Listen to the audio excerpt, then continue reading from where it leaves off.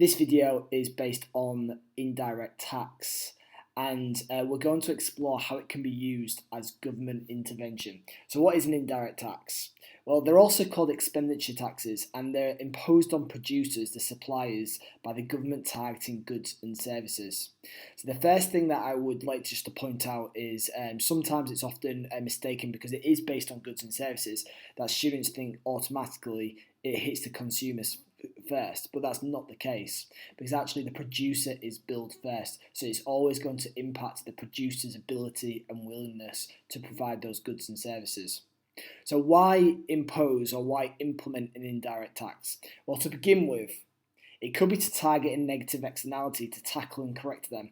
They can influence consumer behaviour, discouraging from consuming, for example, demerit goods, or towards finding alternatives such as merit goods. So a prime example, one that's impacted the UK in the last few years. I'm just going to show you a quick video of it now. A new sugar tax comes into force today, leading to a hike in prices for some fizzy drinks and juices. The aim is for the higher prices to put consumers off buying the most sugary drinks, hopefully leading to a decline in obesity and teeth problems, especially in children. On those drinks that are affected, it's 18p extra above 5 grams of sugar per 100 millilitres, 24p for 8 grams or more. So drinks hit by the tax will typically go up by up to 10p a can. And some pack sizes have also changed. Coca-Cola is shrinking its 1.75 litre Coke Classic bottle into a 1.5 litre. The sugar tax, also considered to be a sin tax, was obviously implemented to target the negative externalities associated with obviously obesity in children.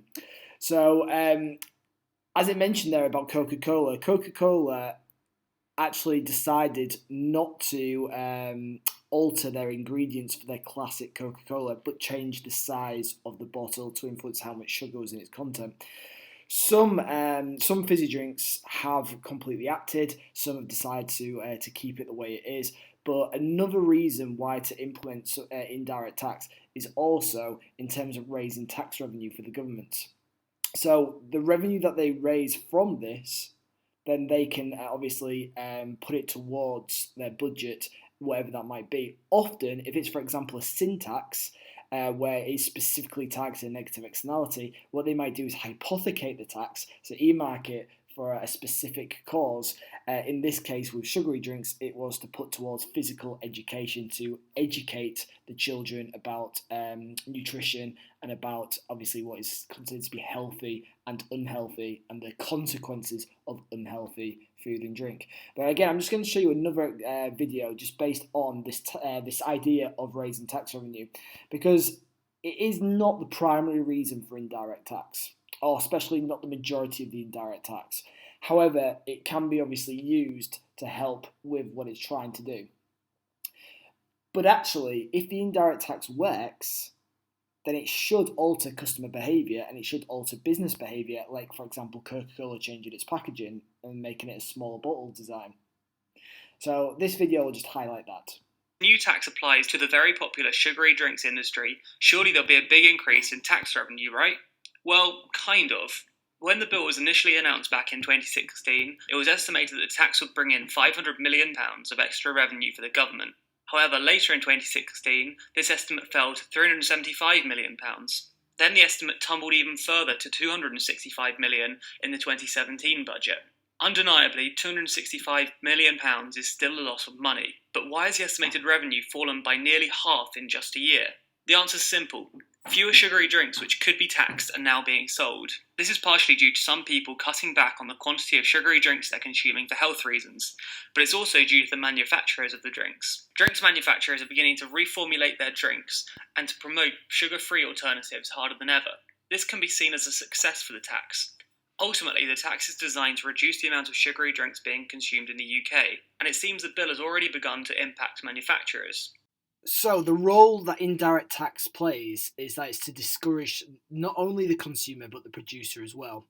Obviously, the producer is billed first, and the producer has the decision whether to pass the cost directly onto the consumer or to potentially absorb some of it. Now, with regards to how it could discourage the producer, obviously if they know that it's going to discourage the consumer, then that will directly impact the producer as well, because if it directly impacts the consumer, then obviously demand will fall and the producer will be forced to act.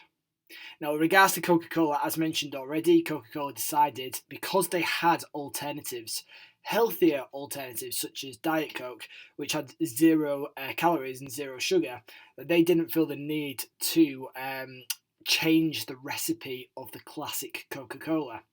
But what's interesting to see is since the introduction of the sugar tax, how that's had an impact on classic Coca-Cola sales and Diet Coke sales as well. So we've seen that it has impacted customer behaviour, and it has made that customers have swayed and changed their consumer behaviour towards those healthier alternatives such as Diet Coke. And as you can see here, Diet Coke sales overtake classic Coke as a soft drinks giant navigates the sugar tax. So Diet Coke sales have outperformed revenues from classic Coca-Cola as the impact of the soft drink industry levy takes hold. I think it's also worth pointing out that on some of these products, there are actually multiple different types of indirect tax which have been implemented. So if you think about, for example, cigarettes, this was in 2013, just based on an average price of 20.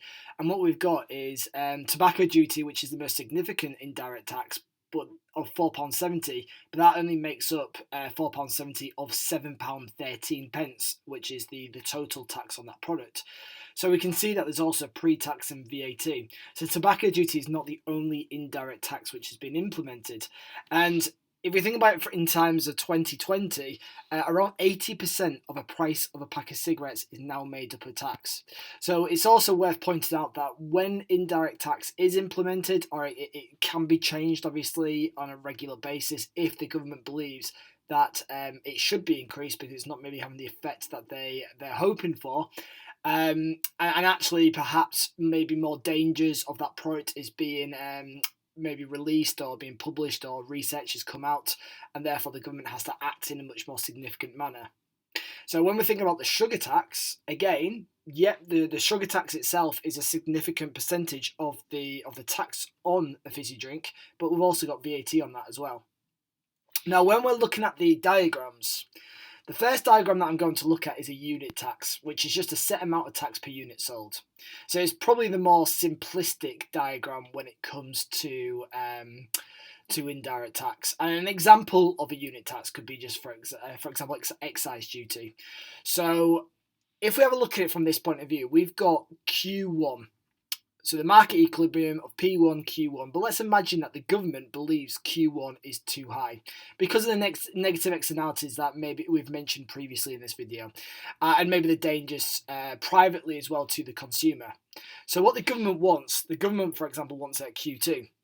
Now, to get it at Q2, they obviously need to try to not only discourage the producer, as we can see where Q2 hits the supply curve, but also to discourage the consumer, as we can see from the demand curve going from the market equilibrium to where Q2 is.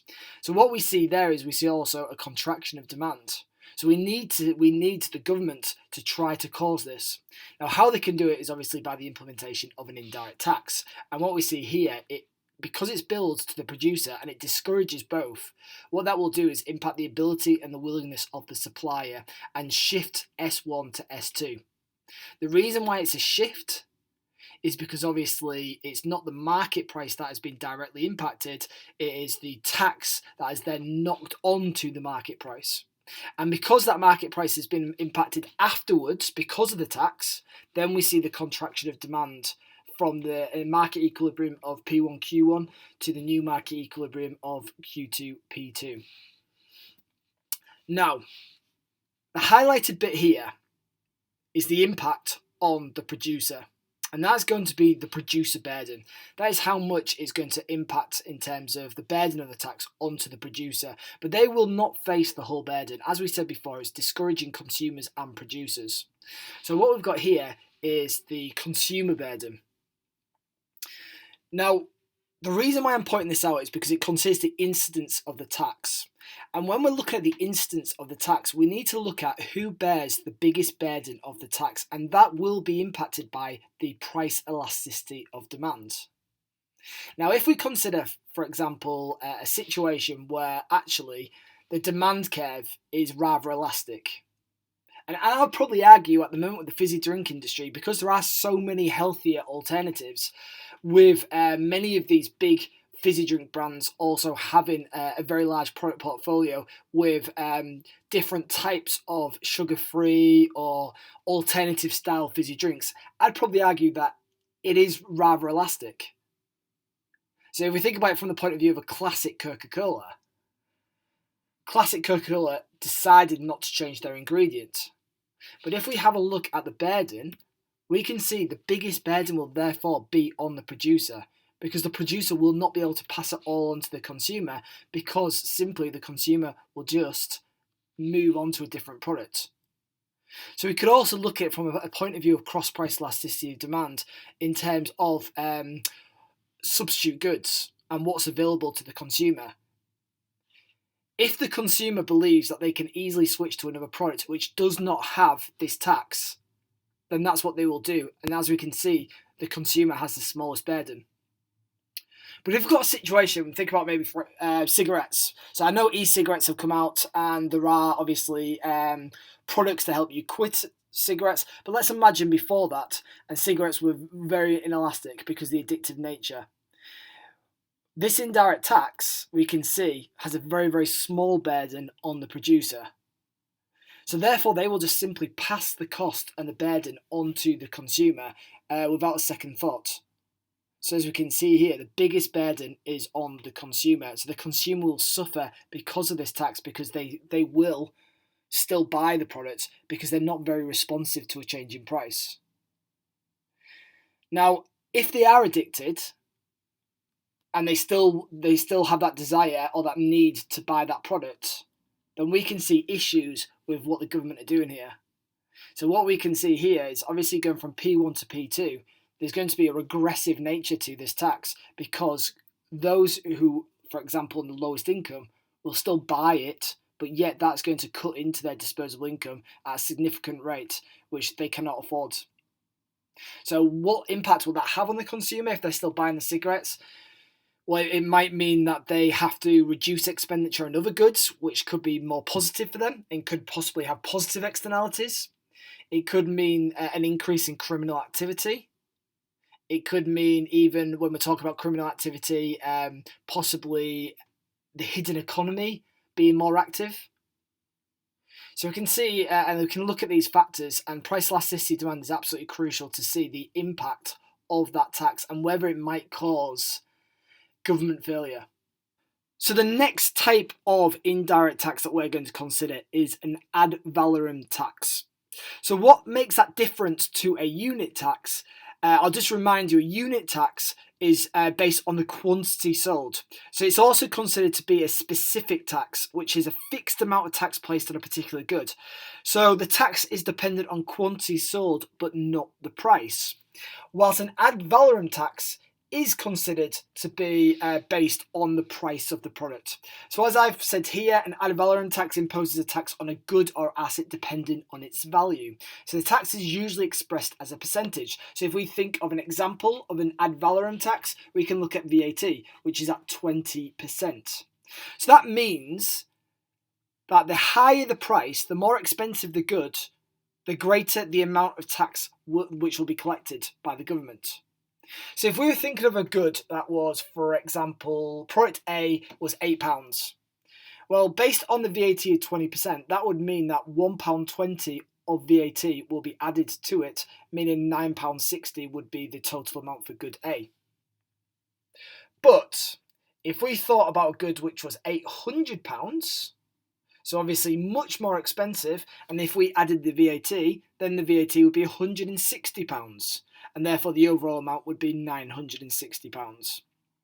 And that is the reason why the supply curve looks like this. Because obviously the more expensive it is, the bigger the cost of the tax will be. So when we have a look at those arrows pretty much illustrate the example that I've just given with regards to £8 being £9.60 and 800 being £960. So obviously the price significantly increases because of the 20% VAT. Now, if you remember at the beginning of the video, though, I said the reasons for an indirect tax, and some of the biggest reasons is to obviously correct the issues surrounding negative externalities or a private cost to the consumer, but also to encourage the consumption of goods which are positive to the consumer or have positive externalities. So if we think about VAT, that must mean VAT has to be exempt on certain products, because otherwise it would not achieve that. So if we think about this slide here and we think about the different examples of products which are exempt, we've got health and welfare, we've got education and training, we've got sport, and in January 2021, women's sanitary products became exempt. And obviously with women's sanitary products, we would expect in the UK that is a human right for females to be able to access that without an additional cost making it possibly too expensive. So with regards to sport, obviously we know about the obesity issues in this country, and by charging VAT on physical education services, then that would defeat the whole objective of the government in terms of trying to create a healthier population.